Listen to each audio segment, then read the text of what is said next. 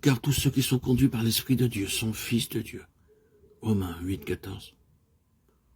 Supposez que vous disiez à votre petit enfant que vous voulez faire de lui l'héritier de toute votre propriété.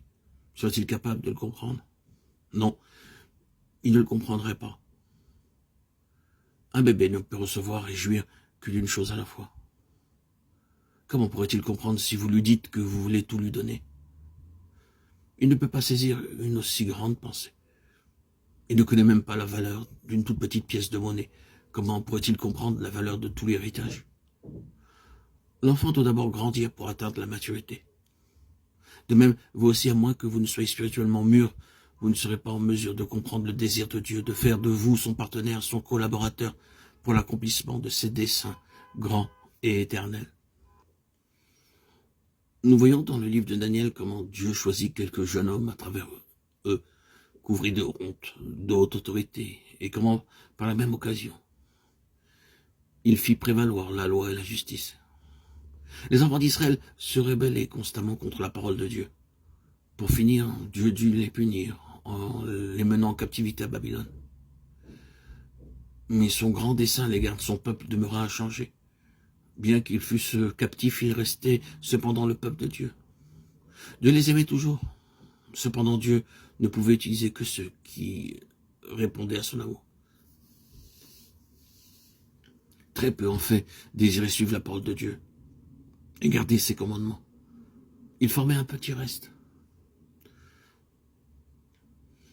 Dans la lumière de la face du roi et la vie. Proverbe 16, 15. Le roi donne ordre que tous les jeunes hommes intelligents et prometteurs lui soient amenés. Daniel 1, 3, 4. Il savait que parmi ces captifs se trouvaient des hommes d'une intelligence bien supérieure même à celle des gens de son peuple. Il est bien connu que Dieu a donné aux Juifs une intelligence et une capacité extraordinaires. Les Juifs ont toujours été une race intelligente, hors du commun. Le roi de Babylone voulait éprouver ces jeunes hommes juifs pour qu'ils occupent de hautes positions dans son royaume, afin de les utiliser pour apporter une plus grande prospérité à Babylone. Ces mêmes jeunes hommes furent utilisés par Dieu pour anéantir les desseins du peuple de Babylone et délivrer les captifs. C'est ainsi que Dieu travaille. Il a vaincu le diable en retournant contre lui ses propres ruses. Je vais vous donner une illustration.